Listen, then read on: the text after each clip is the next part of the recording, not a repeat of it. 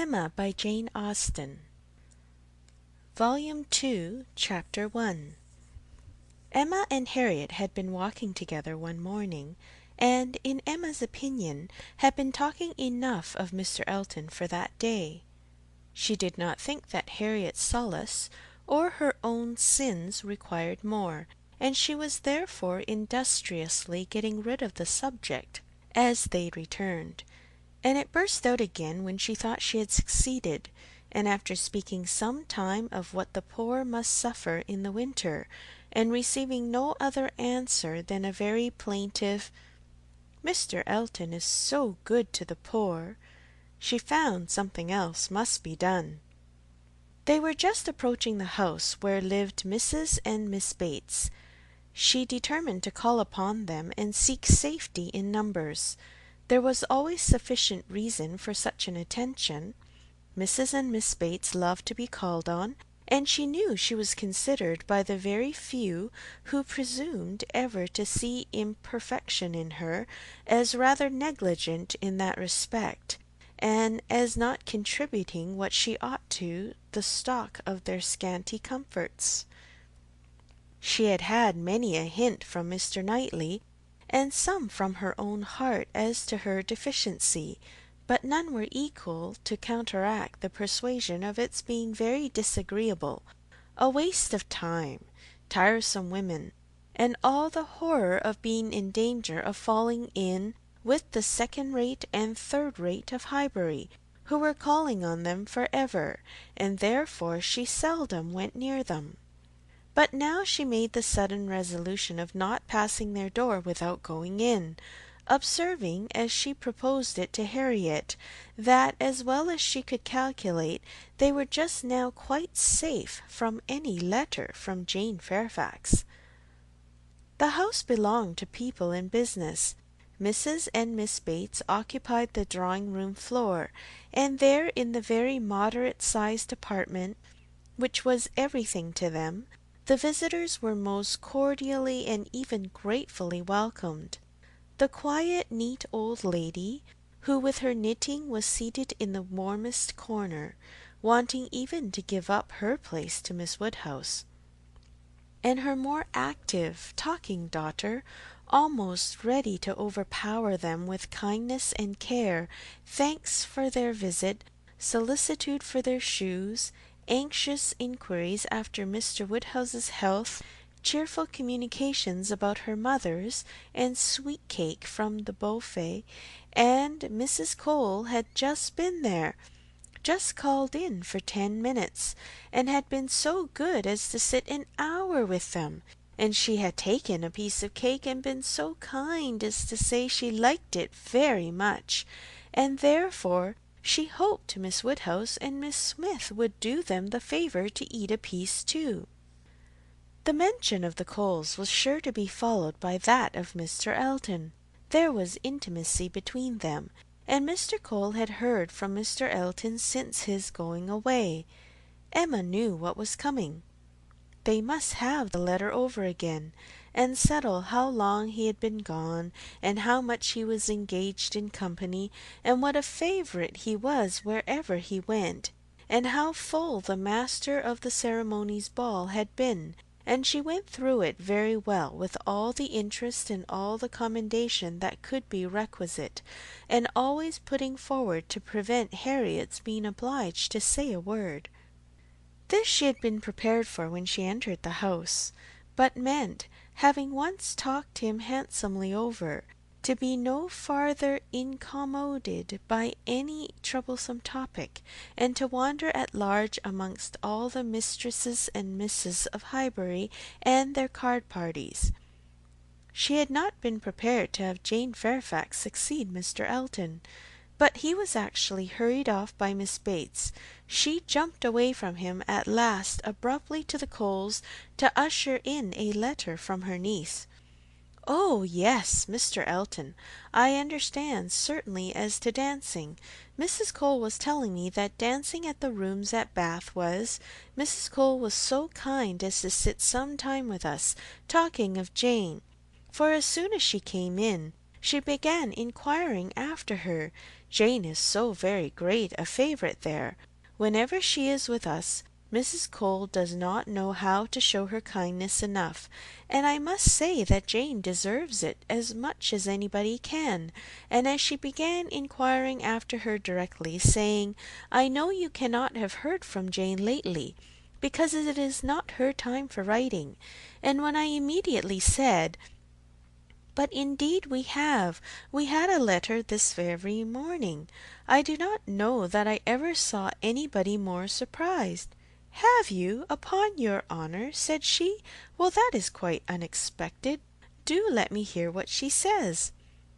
Emma's politeness was at hand directly to say with smiling interest, have you heard from Miss Fairfax so lately?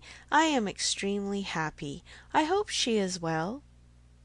Thank you, you are so kind, replied the happily deceived aunt, while eagerly hunting for the letter.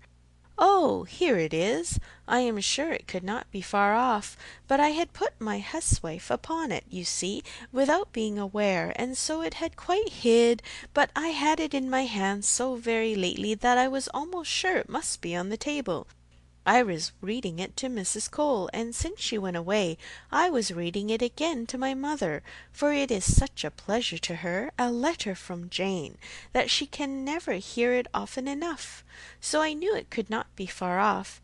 And since you are so kind as to wish to hear what she says, but first of all, I really must, in justice to Jane, apologize for her writing so short a letter, only 2 pages, you see, hardly 2.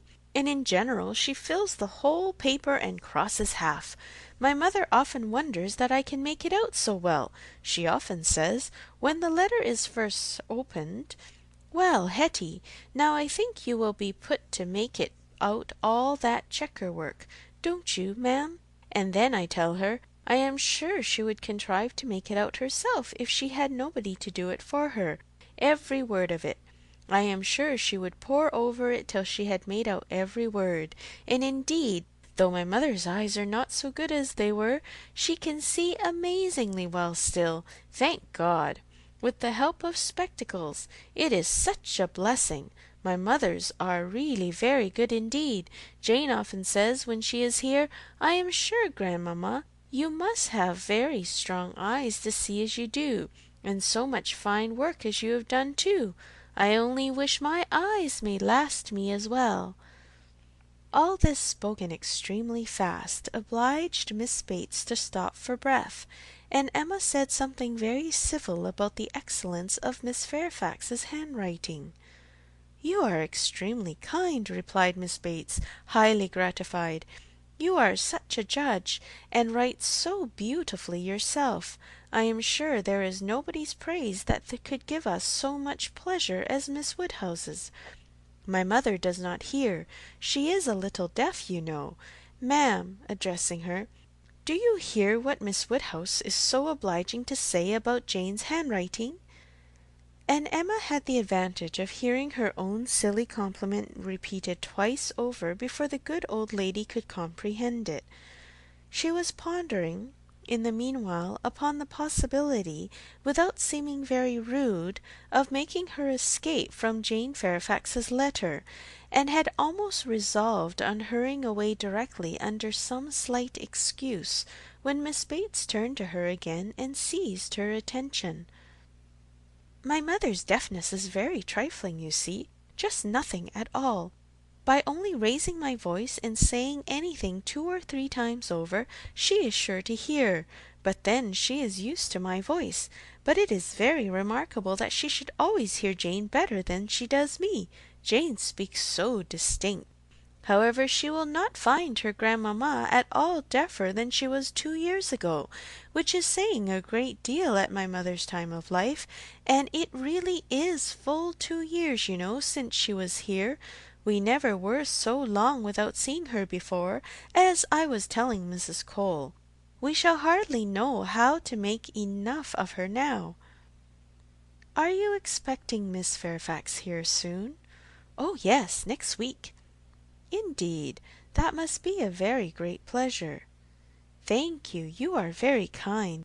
Yes, next week. Everybody is so surprised, and everybody says the same obliging things. I am sure she will be as happy to see her friends at Highbury as they can be to see her. Yes, Friday or Saturday. She cannot say which, because Colonel Campbell will be wanting the carriage himself one of those days. So very good of them to send her the whole way, but they always do, you know. Oh yes, Friday or Saturday next. That is what she writes about. That is the reason of her writing out of rule, as we call it, for in the common course we should not have heard from her before next Tuesday or Wednesday. Yes, I so imagined. I was afraid there could be little chance of my hearing anything of Miss Fairfax to-day. So obliging of you! No, we should not have heard if it had not been for this particular circumstances, of her being to come here so soon. My mother is so delighted, for she is to be 3 months with us at least. 3 months, she says so positively, as I am going to have the pleasure of reading to you. The case is, you see, that the Campbells are going to Ireland. Mrs. Dixon has persuaded her father and mother to come over and see her directly. They had not intended to go over till the summer, but she is so impatient to see them again, for till she married last October she was never away from them so much as a week, which must make it very strange to be in different kingdoms.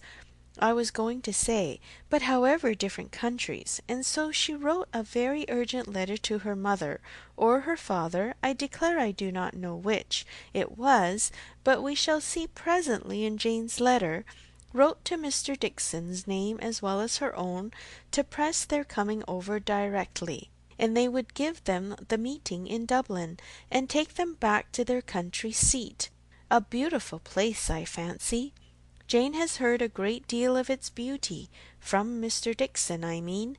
I do not know that she ever heard it from anybody else, but it was very natural, you know, that he should like to speak of his own place while he was paying his addresses, and as Jane used to be very often walking out with them, for Colonel and Mrs. Campbell were very particular about their daughters not walking out often with only Mr. Dixon, for which I do not at all blame them.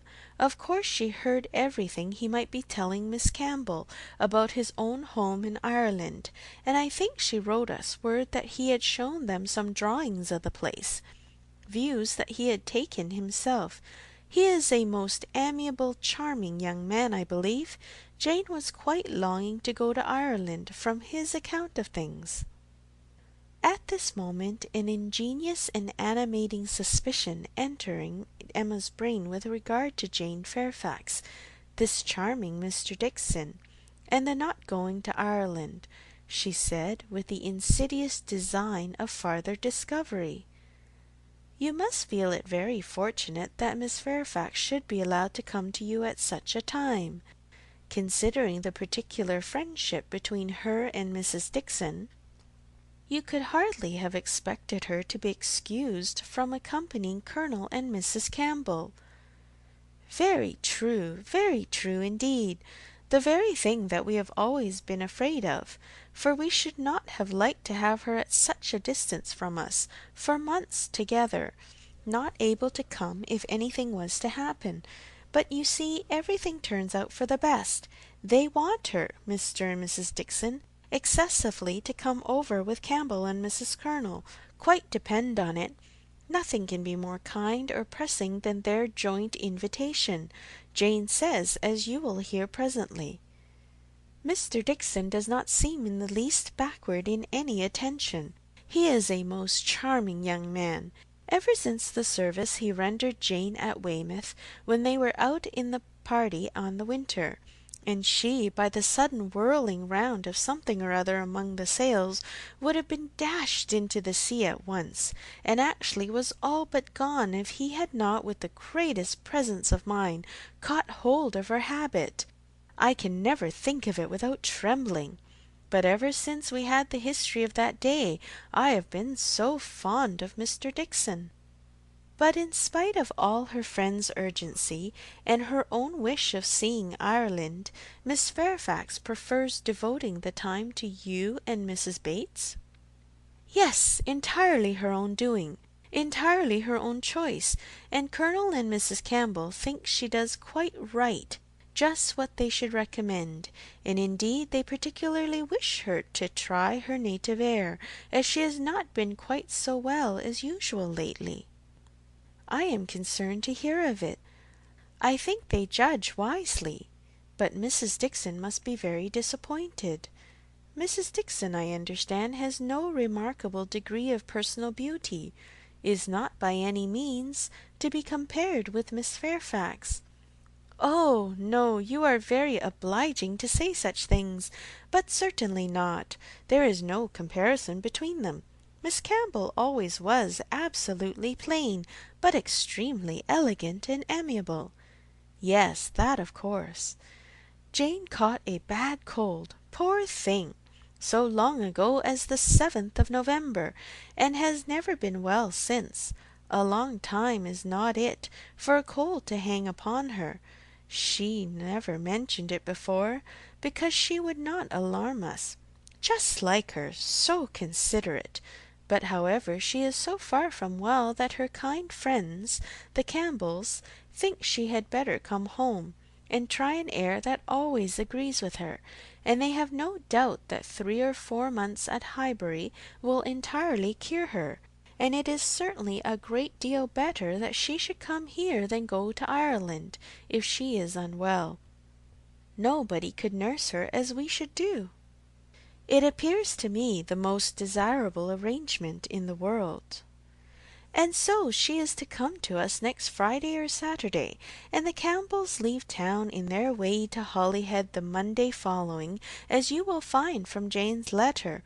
So sudden! You may guess, dear Miss Woodhouse, what a flurry it has thrown me in, if it was not for the drawback of her illness, but I am afraid we must expect to see her grow thin, and looking very poorly. I must tell you what an unlucky thing happened to me as to that. I always make a point of reading Jane's letters through to myself first, before I read them aloud to my mother, you know, for fear of there being anything in them to distress her. Jane desired me to do it, so I always do, and so I began to-day with my usual caution. But no sooner did I come to the mention of her being unwell than I burst out, quite frightened, with "Bless me! Poor Jane is ill," which my mother, being on the watch, heard distinctly, and was sadly alarmed at. However, when I read on, I found it was not near so bad as I had fancied at first, and so I make light of it now to her, that she does not think much about it. But I cannot imagine how I could be so off my guard. If Jane does not get well soon, we will call in Mr. Perry. The expense shall not be thought of, and though he is so liberal, so fond of Jane, that I dare say he would not mean to charge anything for attendance, we could not suffer it to be so, you know. He has a wife and family to maintain, and is not to be giving away his time. Well, now I have just given you a hint of what Jane writes about, we will turn to her letter, and I am sure she tells her own story a great deal better than I can tell it for her. I am afraid we must be running away, said Emma, glancing at Harriet and beginning to rise. My father will be expecting us. I had no intention. I thought I had no power of staying more than 5 minutes when I first entered the house. I merely called because I would not pass the door without inquiring after Mrs. Bates, but I have been so pleasantly detained. Now, however, we must wish you and Mrs. Bates good morning. And not all that could be urged to detain her succeeded. She regained the street, happy in this, that though much had been forced on her against her will, though she had in fact heard the whole substance of Jane Fairfax's letter, she had been able to escape the letter itself. End of Volume 2, Chapter 1.